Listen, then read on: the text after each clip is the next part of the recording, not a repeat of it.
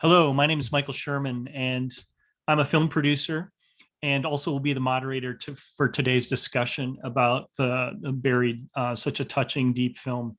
And fortunately, I had the chance to see the film at its world premiere in Mountain Film in May and met both Jared and Stephen there and pressured them, said, you guys got to go to Bend Film. But I got back and they had already applied and were already on the way to coming to Bend. So I'm really honored to be here and have the discussion with them today about Buried.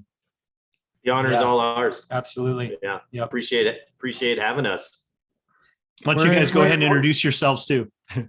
Yeah, I'm Jared Drake. My name is Stephen Sig. We live in Lake Tahoe, so Bend is an escape for a lot of us from Northern California.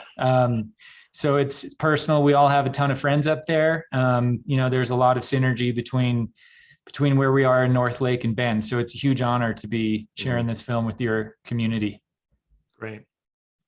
Well, thanks for joining us. Yeah. Yes.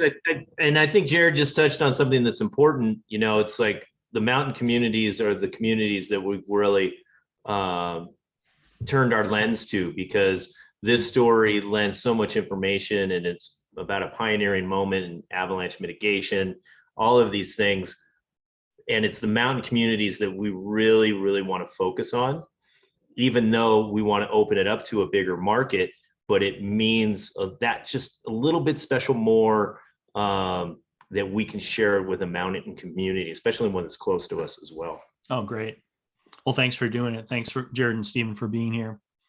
Why don't we jump right into the discussion? This event took place nearly 40 years ago now, in 1982, March of 1982. How did you two decide to make the film? When did you start on it? I mean, it had to take quite a while. There was so much archive footage and background work to do. Yeah. Well, I think I'll lead on that. So we both live in Alpine Meadows, and I've been here for 20 years, just here in Alpine, Tahoe for almost 35. And it's a story that's been in our community for a long time that I've heard a lot about. There was one book that was written about it years and years ago, but a lot of the people were friends of mine, especially Jim Plain. And Jim kept coming to me for years and years because of my background in action sport filmmaking. And he was like, you have to make this film. You have to make this film. And it was one of those moments of like, well, this is a huge film and it's a huge story to tell, and we have to do it just the right way. And that's a little too much for me to bite. And when Jared and I then met, it was time that we did sit down and do this. And I'll let Jared explain how he got in the fold of Alpine Meadows. I moved up to Alpine about 8 years ago. So I've been in Alpine for 8 years, and right about the time I moved in, Sig, discovered that I have a filmmaking background, and he was knocking on the door. Dude, if you live in Alpine, you got to know about this story, and you need to learn about it, and you need to learn those that lived it and embrace it, because it's part of our community and part of your world now. And, I was freaked out, to be honest. My wife and I grew up in small town skiing. We thought we knew what it meant to be in the mountains. And the more I heard about Alpine and what these mountains really are, it just freaked the shit out of us. And realized at that point, either, we can dive all in and embrace the reality and learn how to live with it, or we can try and live obliviously and just hope we never get bit. And, as being an Alpine local, you begin to hear versions of this story from different people, and you begin to, develop your own thoughts about this story. And Sig and I, probably about 4 years ago, realized, as we got invested just learning about this, reading as much material, watching material, meeting the different subjects, that our version, or what we saw the real underlying story of this being, had really never been told. And at that point, we were like, we have to at least start documenting it. In fact, it started saying, let's just put a camera on Jim. Like, we just need him to tell his story. Like, Jim, just go, talk as long as you, and then it became, well, no, if we're going to do that, we might as well make it a film. And what does that mean? And so it's been about 4 years, just just nurturing this and getting it to a point where it's ready to show. Yeah. Yeah. And as you're doing that and you're learning these things, and Jared, you could tell he became passionate about it very quickly, and he jumped right in, and we had different ideas for different projects with it. And we realized that the documentary was going to be pivotal in telling this story, because we would be able to control any story or any film that came out of it. And there's nobody better to do that than the people that live right here.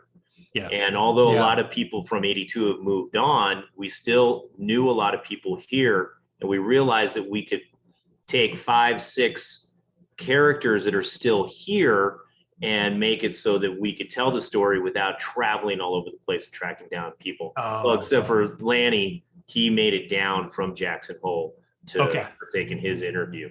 Yeah. But everyone else was pretty much local still. And that made the film kind of come together. And then you start getting other people coming in going, well, have you ever seen this footage from KCRA or KTVN? And you start pulling that in.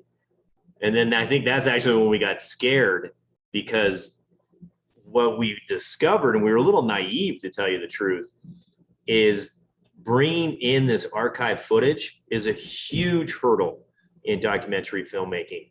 And because we had so much, it became a huge task at hand.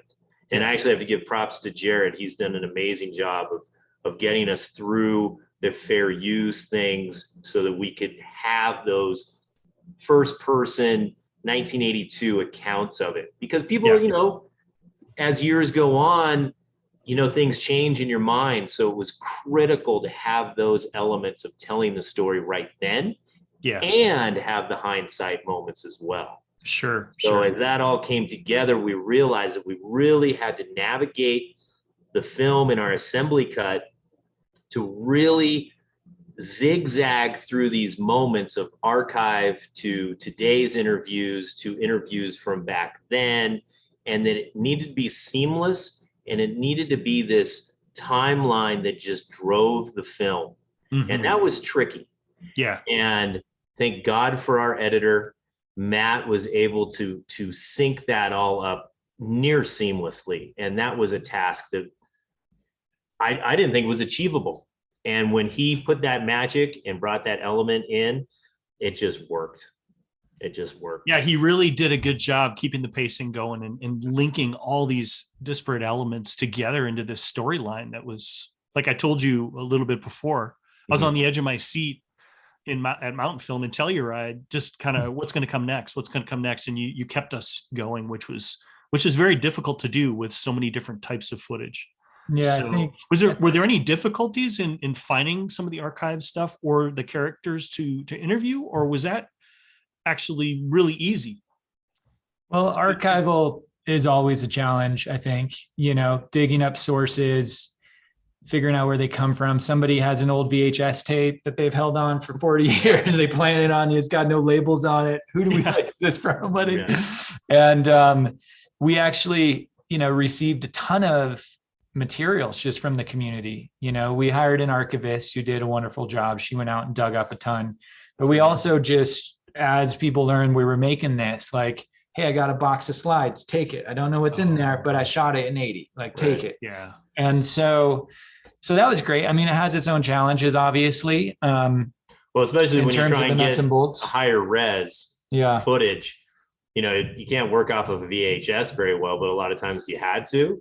Yeah. And then when you go to these other companies, they're like, well, who knows where that box is? Yeah. Because not all of these things, especially in 1982, they're not in electronic form. So then you actually have to take the time, pay them to go dig in to find it. And it's worth, it costs money to get this archive footage now.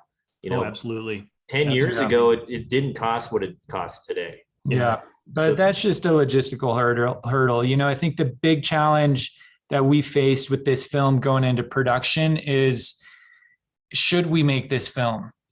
So much of the community and people that lived it are still hurting. Yeah. And we didn't want to pull on a scab. And it wasn't until we had conversations with Jim and some of the others that we discovered their process is still talking about this story. To overcome what they went through is to talk about it. Yeah. And discuss it. And we realized through meeting Jim and then Lanny and others that there's people out there that want to talk about this event. And we felt that it was our obligation to give them a chance to do that. So if there's others who need to and want to still talk or experience it in some way, that I think I might have just frozen up. Nope, you're back. If there's others that still want to experience it in that way, then we need to give them that platform and that chance, and the community that chance. And so when we went out to kind of get interviews, and bring people into interview, there was very clearly some that said, no, like, nope, I've dealt with it. I'm on. Like, I don't even tell me about this thing. It's in I've processed it myself. I'm moving on. And we were like, great, 100%, all good. I'm sure there's people that will not want to see the film. And at the same time, that's great, all good. We really just want this to be a positive resource and tool for those that need it. And that's been the biggest ethical challenge throughout, I got to say, the biggest challenge for us, making those decisions. And even through the marketing and promotion, you still feel it. Every choice you feel it. What's the poster going to look like? How's that going to impact? What's the description? How does that impact those that actually lived it? And that's the main hurdle. And we didn't live it, exactly. We live here, and we're the filmmakers, and we always say that, we're the people that compiled it, put it together, but it's not our story. Right. And so you have to be very fragile at the same time. Absolutely. And the people that we ended up using in the film, everybody was so forthcoming with their story. It was amazing. And I think people got comfortable with who we were and what we were doing. And it wasn't a company coming up from LA or Vancouver trying to piece this together. They were like, no, these guys are going to tell a genuine story. And that's, I think, the core of what we were trying to do. Is it's daunting because you're telling somebody else's story, and you need them to tell you that story. Until they open up, you can't do it. And at the same time, like, as filmmakers, you want audiences to embrace your story and go with it. So back to your point of it being a thrilling film, we wanted to have our cake and eat it too, in terms of the experience from a movie-going audience sitting in a theater on Friday night, and authenticity to our characters and those that lived it. We want them to raise it up the flagpole and be proud of it. And we also wanted it to be an experience for watching a movie. So before we even started shooting, we papered it out on paper. I mean, we wrote a script, basically, each sheet that outlined, hey, what do we need to set up in Act 1? Because it's historical, we're not watching something unfold. We could do that. And we approached it very much like you would a thriller. I mean, we beat it out Jaws, we beat it out other films. We were like, how do we model our movie after that? And how do we take the pieces that we have with filmmaking and slot that in? Knowing there's archival, knowing there's live action we can shoot, knowing there's interviews. How do we string all that together? And that actually brings up a really important part of our creativity, as well as the people that you bring into the project is really important as well. So our editor, Emmy Award winning, but then one of the things that we wanted to talk about today was, how we weave through that. And one of the powerful elements that we added is Julian's score. And the score really drives the film and really helps sew it together and drive it and give you that extra element. And that's why it was, you're telling this gnarly story, but that's when it became fun, and us shooting it was fun too. And, you're working hard, but if you don't have all the right people coming together to help that vision come through, you'll never make it. So it's our crew following what we set up in the beginning and them just jumping on board. And everybody collectively had this really poignant part that they wanted to bring out of the film. And it Mm. all just melted together so nicely. Yeah. It's unbelievable. Yeah, it really did. Well, let me take it a little bit different direction. Let's hone in first on Jim. I mean, he captured my attention throughout, and he's just, he's the avalanche forecaster. He's just so humble and earnest. Just how earnest he was about snow forecasting, and earnest about every decision he had to make. And it's apparent to me, as you watch, or as I watched the film, just the emotional impact on him still today. Second guessing himself about decisions, which I thought most of his decisions were actually really good. What was it like to work with him on the film? Especially, I'm sure old emotions, and this was probably a process for him to work through this, old emotions popping up as he's doing these interviews. And at one point you open the film where he has to step out for a minute because he's so overcome. Talk a little bit about Jim. Well, Jim lives this story nearly every day. Mm-hmm. And that's what made him such a pioneer in what he was doing, because anything that you do in snow and avalanche forecasting, you have to have your senses wide open. And he was so tuned into it. And to this day, he's tuned into it. Mm-hmm. But he really had something to say. He really, really needed this to be a cathartic process for him. Yeah. And I think in the end it did, even though we pushed him really hard and we warned him. Yeah. We were going to push him, and he hung in there. Did we shoot him 4, maybe 5 days? And I'm talking all day. Full day, really? Okay. Yeah. And I don't even think we fed him once or twice. Yeah. Because you get into it and you start talking these stories. But yeah, Jim was absolutely amazing in him coming in and saying, okay, I'm entrusting you guys to my story, so I'm going to tell you every detail. Mm-hmm. And like I said, he lives it every day. He's still forecasting. I live in an avalanche path in Alpine Meadows still, and he'll actually give me updates of when, I need to be aware. So yeah. What did he do? He left the mountain the year after the tragedy happened. What did he do then career-wise the last 40 years? He took off. He left Alpine shortly after and realized he doesn't want to go back into forecasting at that time, and started working construction. And he worked construction for 20 years. Yeah. We had a small stint with a ski area too. Yeah, that was being developed a little later after that. So he did get back in the mountains a little bit, but he went into construction. And for Jim, I mean, the Jim you see in the movie is Jim. That's the real Jim. That apparently that was very apparent. Yeah. And you can't say enough good things about the guy. The way he processes everything in his life. I mean, he's just an amazing, amazing individual. And I forgot what I was going to say. I had something good to say about Jim. Forgot what I was going to say. It'll come back to me. But just can't say enough good things about Jim and how he's processed it and dealt with. It's just completely honorable. The guy's, he's something else. Yeah, he's incredible. I mean, my brother was a lifeguard in college, and a child drowned on the watch of lifeguards. And he, like the same thing with Jim, he had to leave. He just could not. It wasn't specifically his fault, but just being a part of that process, he just had to leave. He quit. He never went back and lifeguarded again. He needed that break just to recover for himself. Oh, I got what I was going to say. Sorry. Sure. Yeah. And so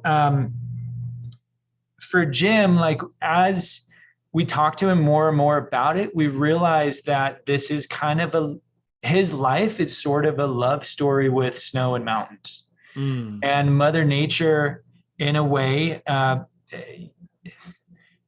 him in 82. And he's tried to reconcile it. And it's a tragic love story. And, he's continued to try and find where is that line between my relationship with Mother Nature and how close can I get to it while still giving it distance that it needs to have. You bet. And so I think him talking about this event is a way for him to continue to explore that part of his life. What is my relationship with Mother Nature and snow right now? Sure. And he uses this event to do that. So Yeah. Aren't ski areas around the country still using methods he set up 40 years ago? I thought we talked about that at Telluride, that he was like a pioneer, especially before this event and after.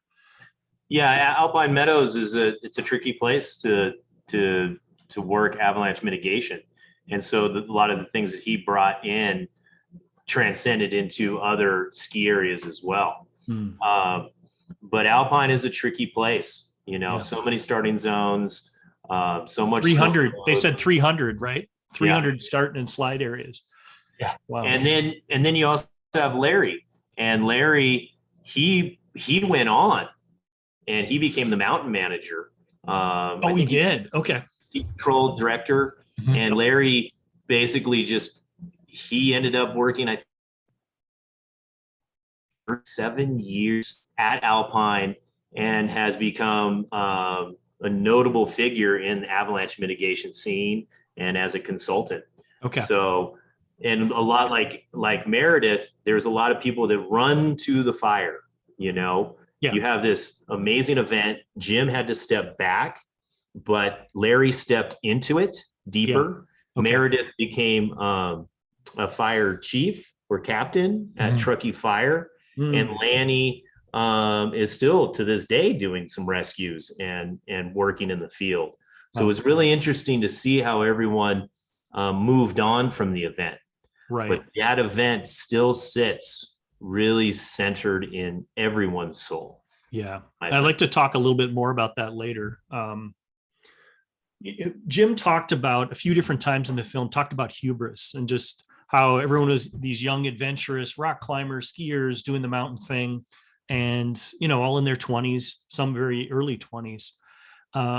As you made the film, and he talked about it both before and after the tragedy, hubris, and was hubris a part of it? Just as you as filmmakers, what did you think the perspective of hubris impacting the event, after all the work you've done for the last 4 years on this? I would say, I don't think hubris played a role in, hubris is a tricky word, Where's the line between hubris and confidence, that you've satisfied it or you've done the right thing? Jim has his line in the film where he says, maybe that was hubris.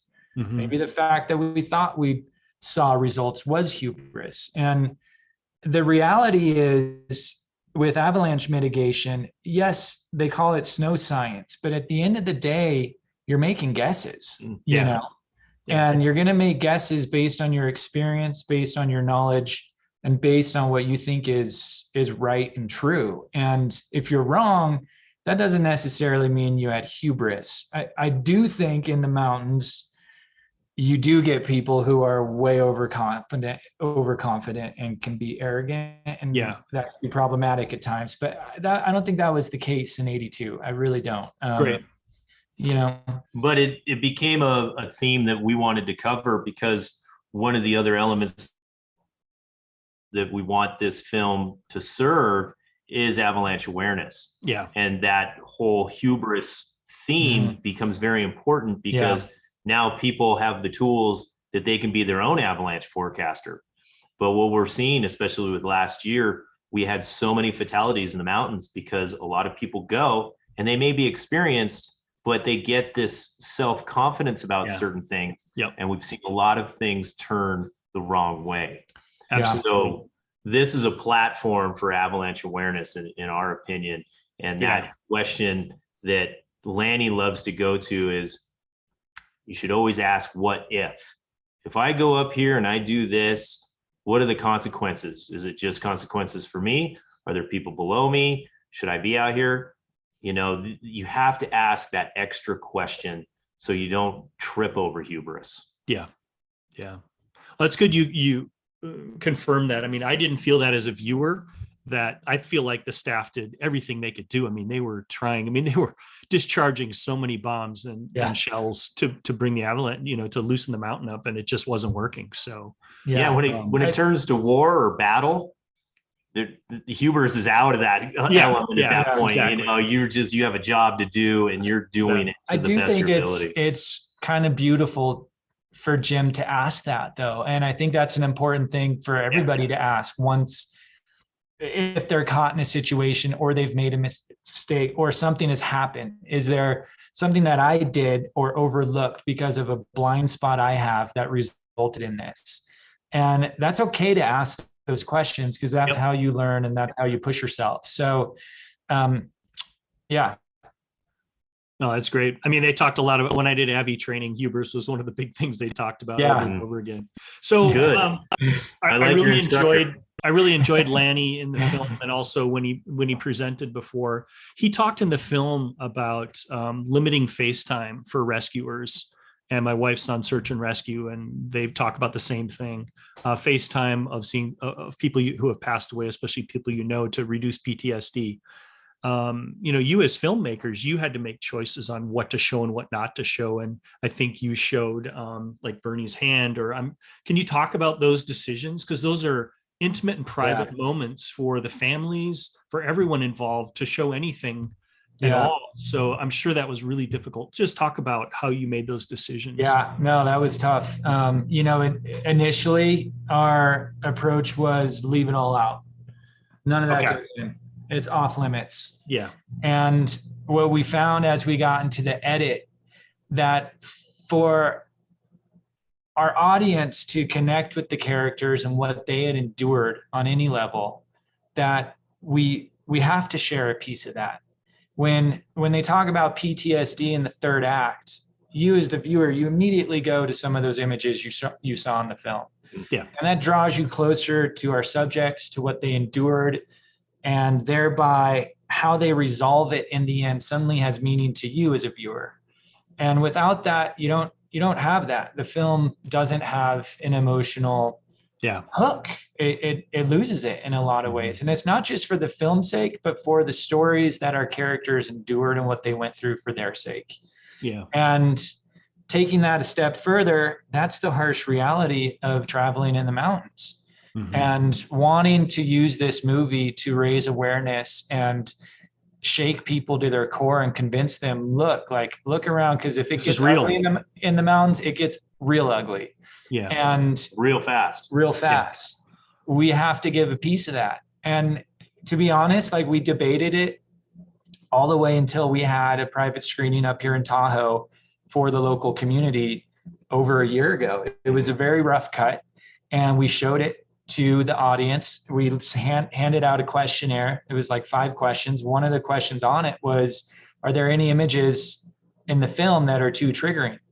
And we talked. It was an open conversation with a very core audience, people that lived this event, people that knew about the event, people that work in avalanche safety. And everybody said, you have to show that. There wasn't anybody in the room who said, no, I can't believe you guys are using that, blah, blah, blah. You're using it in ways that are distinct. Everybody said you have to show it because that's the reality.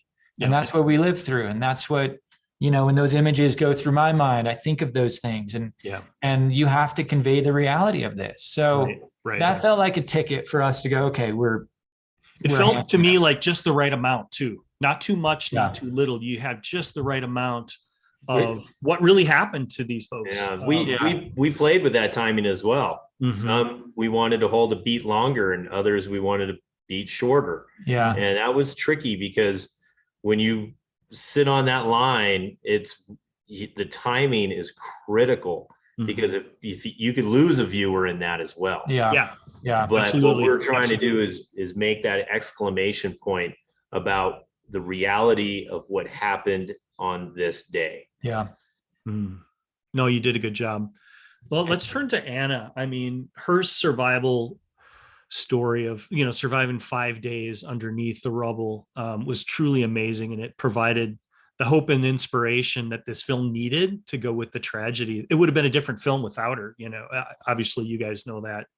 What's this event had an impact? How's it had an impact on her life the last 40 years? And, how's she doing today as you got to know her? Well, Anna is an amazing person. One thing about Anna is that she's never left the ski industry. To this day, she worked at Alpine for at least 5 to 7 years, and then ended up moving to Mammoth ski area, where she still works to this day. Oh, wow. Okay. Yeah. And her husband today, and she's got 2 great kids, and you know, she found, I mean, she just kept going. That hope transcended into a beautiful life, and a beautiful life in the mountains. And I think she is very clear in this film of who she is, and that she doesn't want this avalanche or this event to define her, but in many respects it has.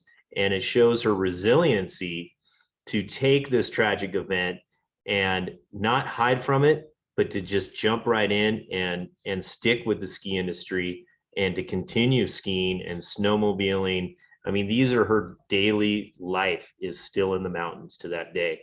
And not with Frank, but her new husband. He is just awesome. And, you know, I just love hanging out with them because they're core mountain people, you know? Yeah. It's beautiful. One fun anecdote I think of Anna is when she heard we were doing this, she said, "No, I don't want anything to do with it. I'm tired of people telling this story. I'm tired of hearing about it. Yes, it's a part of who I am and who I was, but I'm tired of hearing about it." And what we discovered is that she's tired of telling her story. And so much of this story, as it's told, is told about her and her only. Yeah. And when we made the choice that actually we want to tell the story of the patrol and the community, and how Anna's story within that is a beacon of hope and light. But really, this is a story of the patrol and the community that endured this. Yeah. She was all about it. And because for her, the way she defines this, you ask her point, she kind of says in the film, but if you had 5 minutes to talk with her about this event, she would say, "I did nothing. I blacked out. I woke up in a hole and they saved my life. I didn't do anything. I had nothing." Like the 127-hour film version of this, in Anna's eyes, doesn't exist. For her, I laid in a black hole and they saved me. Those are the heroes. Those are the stories that need to be told. Beautiful. That's her talking. That's her talking. But when you right. have the moment, she's the hope and the inspiration because of her tenacity. You know, I don't think I would have made 5 days. No, I really don't. I don't think I would have either. No, your latte. I need a latte every day. Yeah. Wow. Well, it's interesting, you know, as I watched the film for the second time, I kind of realized the title Buried isn't just about what this avalanche physically buried. And after hearing, you know, Jim and Lanny talk on the stage a few months ago, it was also about how so many people in this community had to bury their emotions for 40 years just to survive. And I'd like you to just talk about that. How's the community doing today? Have you shown it to the community? And I think people talked about, you know, a lot of substance abuse and lost marriages after this tragedy that was just so hard on so many people. Can you talk a little bit about further on the healing today? Yeah. We had a small screening over a year ago. It was the first, you know, it was anybody outside of our wives that had seen the film, for about 20 people within the community. And then we had two screenings back in June as we started festivals for the community. And,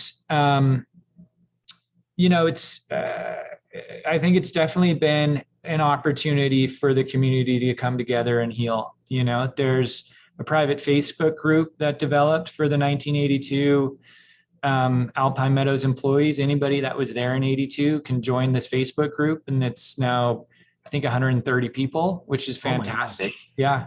And they've all connected and swapped stories and reconnected and shared stories. And I think what we've realized, which has been eye-opening, is a lot of people have been living with this event privately. They haven't talked about it together a lot because they haven't been together much. And to show the film to Anna and for her to say, I had no clue that this person was doing that during 82, 40 years after the fact. And for Larry and Jim to say the same thing. I had no clue that Larry said this. I had no clue that Jim was doing this. This is an opportunity, I think, to pull the individual threads that people have been living with and bring them together, you know? And we've seen that within the community so far. It hasn't been openly released to everybody in the community. There's a lot of people waiting to see the film. There's a lot of people jealous of Ben. Yeah. Because there's a lot of people that haven't been able to see the film. That's right. And so it's exciting. We're going to be showing it here for a week-long run at our cinema. And, Oh, okay. You're going to be at that's Mammoth? Were you at when Mammoth or? we will end up at Mammoth as well. And Okay. those will be the moments Yeah. of healing, and that people can get together, swap stories. That's the important part of this film, and we made the film as filmmakers, but a lot of it has to do with our community. And it's been kind of tough not sharing it with the community more, but it's just the nature of the business that Yeah. you have to do certain things Yeah. first before you can do major distribution. And Right. people are excited. They're ready. It's turning into the right time of year to show this type of film. Yep. So the community is excited to see the film. But one of the things that I always go to is that this is a very hard film to watch, Yeah. but it's a very important film to make and to tell. Mhm. And I think it's because of that cathartic element that we're after. And it's not even our community, it's other communities. Like, look at Right. what happened in Florida. These stories transcend into so many other people's lives outside of our community and outside of the mountains as well. Mhm. Yeah. So that community aspect is really, really important. And so far, we're getting good results. We haven't had anybody come and tell us that we've messed up in any way. And Yeah, everyone that's in the Right. film has seen the film. Key people from 82 have all seen the film. Most people that were there in 82 have seen the film that are still in Tahoe, and everybody across the board has said, yes, thank you for making this. It's great. This is great. This aligns with what we remember, and this is a great resource. Has to mean a lot to you as filmmakers. Oh, that yeah. that you hit it on. So No joke. Like that Yeah. screening a year ago in October, we were ready. If everyone in that room said, no, guys, we would have just put it in the trash. Honestly, Yeah, we it would would've. have gone into the archives of Yeah. Alpine Meadows to be there. Futures. I don't know. Yeah. Honestly, it means a ton. Well, switching direction a little bit, talking about Alpine itself, what sort of postmortem, what changed at Alpine Meadows Ski Area? I've never been there. I've been to Mammoth. My son worked at Mammoth. What changed at Alpine Meadows after? I mean, did they move buildings, tear buildings down? How did they mitigate future disasters, protocol changes, and have there been any large avalanches since? With the learnings that they had. Well, that's a good question. So this was not an unprecedented storm, but it was an unprecedented avalanche, in that the elements that triggered that, in my opinion, this is my opinion, was a rapid heating moment that we had. Okay. And that's what triggered 3 avalanche paths to slide as one. They were sympathetic, but they one right after the other. The maintenance building is still there. The lodge is still there. Oh, They did move. They built a different building because the Summit Terminal building, the lift is still there, but they took that building and rebuilt those offices on the other side of the parking lot. That is the only thing that they've really changed. They built a big trench basically Oh, yeah. for the run out to hit. And the hope is that if that same slide path ever goes, this trench will catch it. Oh, gotcha. Okay. So Yeah. it won't hit the chalet and the parking lot. That's what they hope. Yeah. Yeah. Yeah. Depending on who you talk to, they have opinions about how well that trench is going to do its job. Yeah. They just put up gas X along Alpine Meadows Road, which is a polarizing subject. Let's not go into it right now. I think the big thing that has changed is just having the experience of 82 and the knowledge that can go. Yeah. Back when these guys were developing the program in the 70s, they had maybe 10 years of data to work on. And before that, it was all kind of, you would hear about this slide that hit 62 that maybe is a thing. So, it's having these 40 years of 50 years now, let's say 70s, and even early 60s, I suppose, of experience and different storms and how they react, and cataloging that and having that experience that's made the difference. Sure. But I think the coolest element, though, is that the program that Jim put together is still the core. Yeah, it's still, they use the still paper sheets, right? Engagement program there. They use the same paper grid, You right? broke up a little bit. Yeah, they do. Yeah. Yeah. Yeah. Oh, one major thing that has changed that this event was a key part of is canine search and rescue. After Oh, that, after gotcha. this, and Bridget, sniffing out Anna and Roberta and Woof back then, canine search and rescue was legitimized. This was the first live rescue of an avalanche victim through canine search and rescue in the States. And after this, it became much more legitimized and is obviously used everywhere. So Yeah. that's one major change. I'm really glad Jared brought that up, because that is it. It is now the number one thing that happens, and the alpine dogs are celebrities. Yeah. There's T-shirts and pictures you can buy because they need to raise money for these programs as well. Yep. But we have a lot of dogs at Alpine and a lot of dogs at Palisades Tahoe now as well. Okay. And they're at the I mountains. said it. Yeah. Palisades, Yeah. right, Yeah. right. And those dogs are a part of the mountain. I mean, Yeah. right? Okay.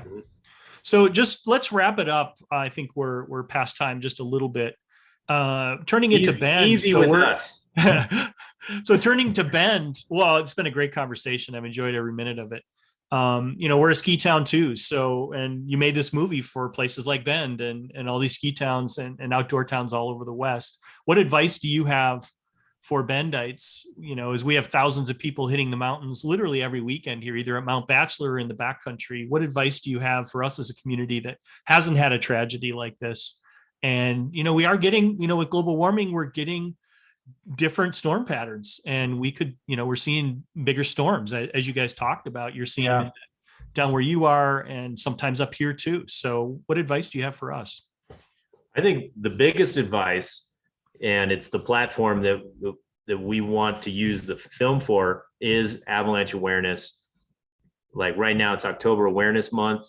This is the time you pull out your beacon. What I like to do is I drain my battery from last year doing beacon searches in October and start getting my skills back under me, because it's not if, when. And if you're in the mountains playing, whether you're snowmobiling, snowboarding, whatever, a lot of us are ending up in the backcountry now.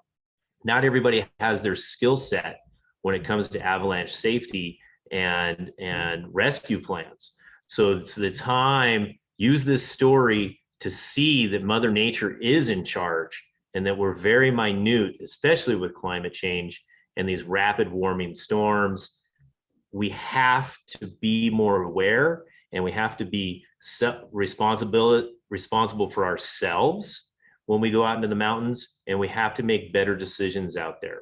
And that is what is important to these mountain communities right now, is practice, retake your avalanche courses, have a better understanding of where you live and where you travel to. And don't ever take Mother Nature for granted. She is in charge, and we always have to respect her. Yeah, totally. Yeah. I mean, I think the big message we want to get across, we see a lot of people come up from the Bay Area skiing on the weekends, and there's ambulances going up and down Alpine Meadows Road all the time. And I don't think there's a real respect or understanding of how ugly things can get quickly in the mountains. And hopefully this film creates more awareness. I think awareness is the perfect word. Like just look around a little more, look up, look around, look who's next to you, watch your neighbor's back, let them watch your back. And you don't got to get super rad today if today's not the day. Like, there's another day to do it. If something's questionable or something's not right, just enjoy it, enjoy the day, and come back another day to go get super rad. There's too much gung-ho. We need to go all out in the mountains right now because this is my day to do it. And that causes accidents and injuries and bad choices. Getting up is optional, getting down is mandatory. It's the old, climbing adage. And it's skiing, snowboarding, snowmobile. These are inherent risks. And I think one of the things that we lose track of here in the United States is that we have to be responsible And Oh, you guys are cutting out a little bit here. they put together a series. I think we froze up there. No. Yep. Bye. Oh. Yeah, shoot. I can Hey see us. guys, I lost your audio think we're there for a further- minute. we back? All right, I think we're back Right. now. Yeah. So I think what's important is the inherent risks that we have in the mountains, at ski areas. And what we try and convey to people is with those inherent risks, we can't turn around and blame other people for our own choices. And a lot of people always want to blame the ski areas when things go wrong. And we see it, what's happening in Park City. They just closed one of their gates to the side country because of an avalanche that happened in the side country. And now they have to close that down. So all the ramifications that can happen when we have these tragic events, I find it hard to swallow when people point their finger at other people or other corporations. And now we're looking at $200 tickets now, because of the insurance problem that we have. But we're kind of sidelining Yeah. away from the point. I could go on all day about this kind of stuff, but we probably shouldn't. Well, Jared and Sig, thank you for making this film. It's impactful, meaningful, and everyone needs to see it, especially those of us who live in the mountains. And thanks for your time today and talking with us. Yeah, great questions, man. Thank you. Thank This means you. a ton. Yeah, thank you, Ben. Yeah, We really appreciate it. It was important to be at your festival. Hopefully we can come again next year. Sounds great. But Yeah. thanks for all the support. yeah. Thank you. Take care, everyone. you guys. Best of luck with the film. Thanks.